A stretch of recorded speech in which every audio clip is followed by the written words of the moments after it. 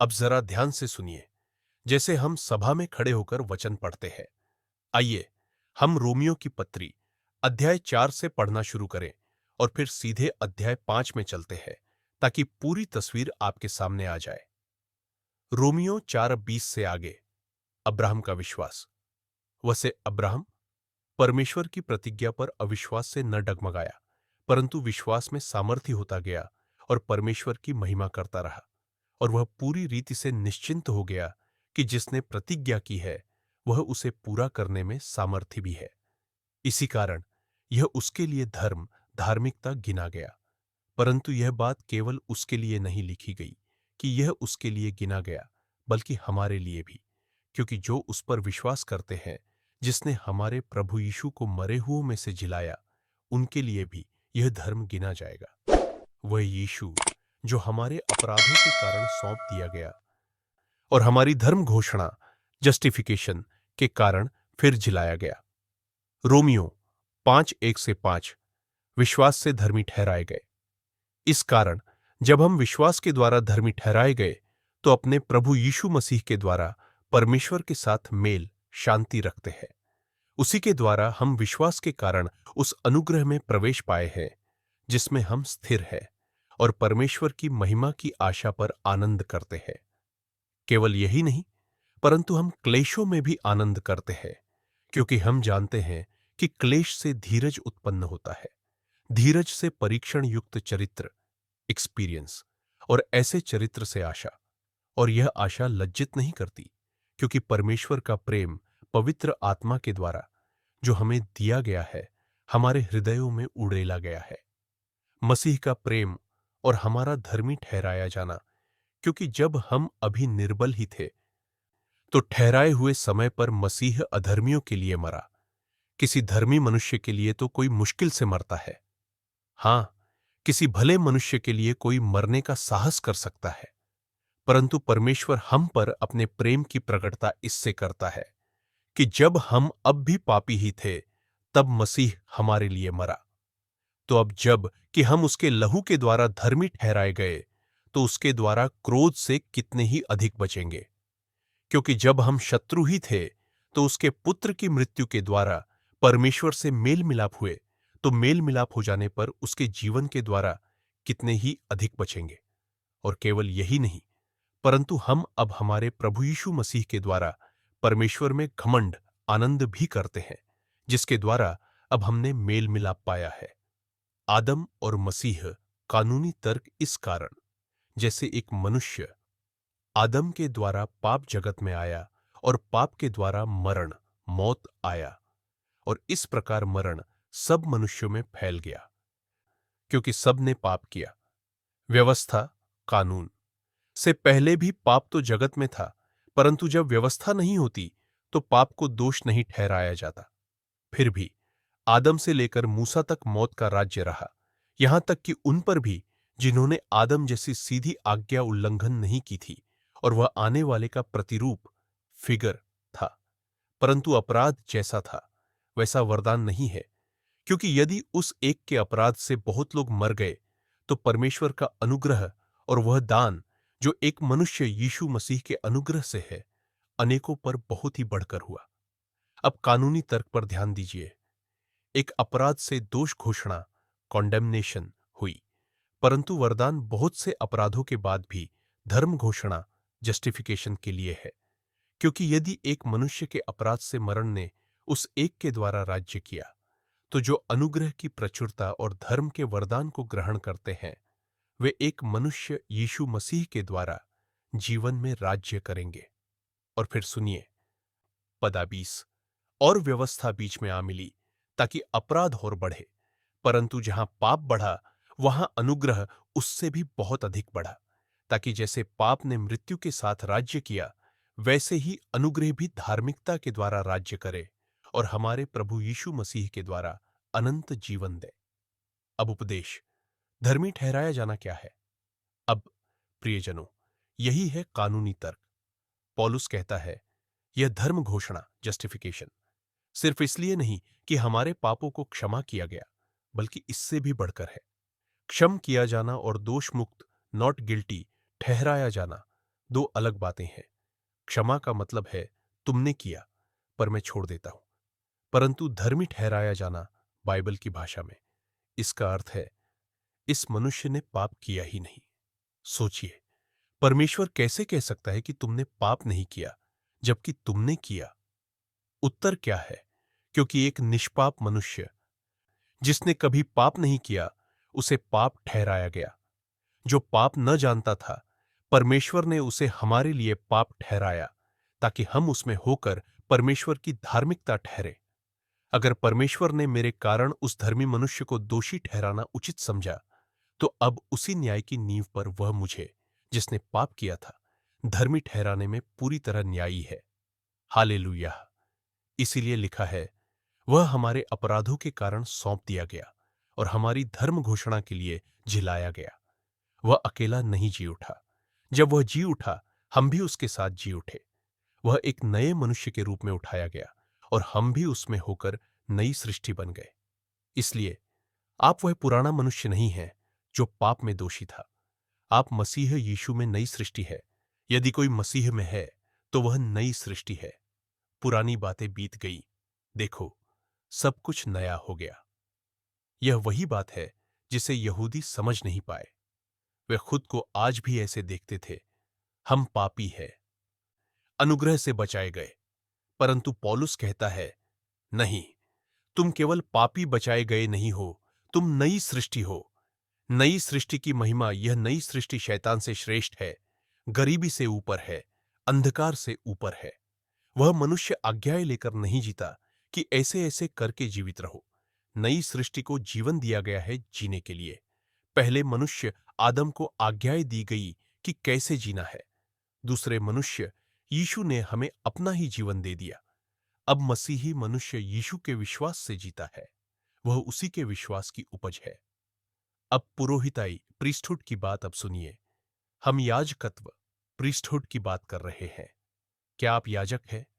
क्या आप नए नियम के याजक हैं? क्या आप अभी कार्यरत हैं या रिटायर हो चुके हैं? मुस्कुराइए। नहीं, आप रिटायर नहीं हुए। बाइबल कहती है, उसने हमको राजा और याजक बना दिया है अपने पिता परमेश्वर के लिए।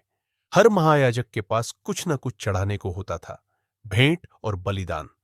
इसीलिए इब्रानियों 8 में लिखा है, हर महायाजक भेंट और बलिदान चढ़ाने के लिए ठहराया जाता है। इसलिए यह आवश्यक था कि इस मनुष्य यीशु के पास भी कुछ हो चढ़ाने को। और अब जब हम उसके साथ याजक बनाए गए हैं, तो हर मसीही को भी कुछ न कुछ चढ़ाना है। भेंट, आराधना, धन्यवाद, प्रार्थना, भजन संहिता, प्रार्थना और हाथ उठाना। आइए भजन संहिता 141 से 2 देखें। मेरी प्रार्थना तेरे सामने धूप के समान मानी जाए और मेरे हाथों का उठाना सायंकाल के अर्घ के समान। दाऊद के पास नए वाचा की झलक थी। वह कहता है, हे प्रभु, मेरी प्रार्थना तेरे सामने धूप बनकर उठे और मेरे हाथ उठाना मानो संध्या काल का बलिदान हो। फिर भजन 19:30 से 21 में, मैं गीत के द्वारा परमेश्वर के नाम की स्तुति करूंगा और धन्यवाद करके उसको महान ठहराऊंगा। यह बैल बछड़े वाले बलिदान से भी यहोवा को अधिक प्रसन्न करेगा। देखिए, पहले हर सुबह और हर शाम पशुओं का बलिदान चढ़ाया जाता था, परंतु दाऊद कहता है, मेरी संगीत भरी स्तुति और धन्यवाद उन बलिदानों से भी बढ़कर है। इसीलिए जब कलीसिया में हम कहते हैं, अपने हाथ उठाइए और प्रभु की आराधना कीजिए, तो यह सिर्फ एक पोज नहीं है, यह याजकीय काम है। पौलुस कहता है, मैं चाहता हूं कि हर जगह पुरुष प्रार्थना करे और पवित्र हाथ उठाए। यह है राज्य की आराधना, किंगडम वर्शिप। पुराना तंबू और नई वाचा, इब्रानियों 9। अब इब्रानियों की पत्री अध्याय 9 में चलते हैं। पहली वाचा में भी उपासना की विधियां और धरा पर बना हुआ पवित्र स्थान था। तंबू बनाया गया। पहला भाग, पवित्र स्थान, जहां दीपस्तंभ, मेज और शो ब्रेड थे। दूसरा भाग, अति पवित्र स्थान, मोस्ट होली प्लेस, जहां सोने की धूपदान, वाचा का संदूक, उसके अंदर मन से भरा सोने का पात्र, हारून की फूटी हुई लाठी और व्यवस्था की पटियों थी, और ऊपर करूबों की छाया में करुणा सिंहासन था। कहा गया, पहले भाग में याजक हर दिन सेवा करने जाते थे। परंतु दूसरे भाग में सिर्फ महायाजक, और वह भी साल में एक बार, और वह कभी लहू के बिना नहीं जाता था, जो वह अपने लिए और लोगों के पापों के लिए चढ़ाता था। यह सब क्या था? छाया, शैडो था स्वर्गीय वस्तुओं की। स्वर्ग में भी सच्चा तंबू है, जहां सच्चा करुणा सिंहासन, सच्चे करूब और सच्चा महायाजक है। वह है हमारा प्रभु यीशु मसीह। पुराने वचन का महायाजक हर साल जाता था, जानवरों के लहू के साथ, परंतु यीशु, इब्रानियों 9 से 12 कहता है, वह बकरों और बछड़ों के लहू से नहीं, परंतु अपने ही लहू के द्वारा एक ही बार पवित्र स्थान में प्रवेश कर गया और सदा के लिए छुटकारा करा दिया। हालेलुया। 2 आरोहण, असेंशंस, और फटा हुआ पर्दा। यीशु जब मरे हुओं में से जी उठे, मरियम आई, उन्हें पहचाना नहीं, माली समझा। जब उसने मरियम कहा तो उसने पहचान लिया और उनकी ओर दौड़ी। यीशु ने कहा, मुझे मत छू, क्योंकि मैं अब तक अपने पिता के पास ऊपर नहीं गया। क्यों? क्योंकि वह हमारे उद्धार का लहू लेकर स्वर्ग के सबसे पवित्र स्थान में जा रहे थे। थोड़ी देर बाद जब वह शिष्यों के सामने प्रकट हुए तो उन्होंने कहा, आओ, मुझे छुओ। मतलब अब वह पहला आरोहण पूरा कर चुके थे और लहू करुणा सिंहासन पर चढ़ चुका था। जब उन्होंने क्रूस पर प्राण दिए तो मंदिर का पर्दा ऊपर से नीचे तक फट गया। यह संकेत था कि पुराना याजकत्व समाप्त हो गया और अब नई वाचा का महायाजक सेवा में लग गया। अब वह सदा के लिए महायाजक है और हम उसके साथ याजक झुंड, राज्य और याजकत्व दोनों में हिस्सेदार है। नई वाचा, उत्तम प्रतिज्ञाएं, इब्रानियों 8:6 कहता है, परंतु अब वह यीशु एक ऐसी सेवा का अधिकारी हुआ जो उससे भी श्रेष्ठ है, जितना कि वह एक उत्तम वाचा का मध्यस्थ है जो उत्तम प्रतिज्ञाओं पर ठहराई गई है। दाऊद, एलियाह, एलिशा, शमूएल, इन सब ने अद्भुत काम किए, परंतु उनकी वाचा हमारी वाचा से निम्न थी। पुराने नियम में लिखा है, तुम में से 1,000 को भगाएगा और 2 10,000 को, परंतु नए नियम में एक जन मसीह की सामर्थ में अकेला खड़ा होकर पूरे वातावरण को बदल सकता है। मैं सब कुछ कर सकता हूं उस मसीह के द्वारा जो मुझे सामर्थ देता है। याजकों की प्रार्थना की शक्ति। प्रेरितों के काम 12 यही कारण है कि शैतान कलीसिया को बांटना, तोड़ना चाहता है, क्योंकि जब हम एक राज्य के याजक बनकर एकता में प्रार्थना करते हैं तो कुछ भी असंभव नहीं रहता। प्रेरितों के काम 12 में हेरोदेस ने याकूब को तलवार से मरवा दिया। यहूदियों को अच्छा लगा, फिर उसने पतरस को भी पकड़ लिया। अब कलीसिया जाग गई। उन्होंने कहा, अगर हम चुप रहे तो अगला हमारा नंबर है। बाइबल कहती है, तो कलीसिया ने पतरस के लिए परमेश्वर से लगातार प्रार्थना की।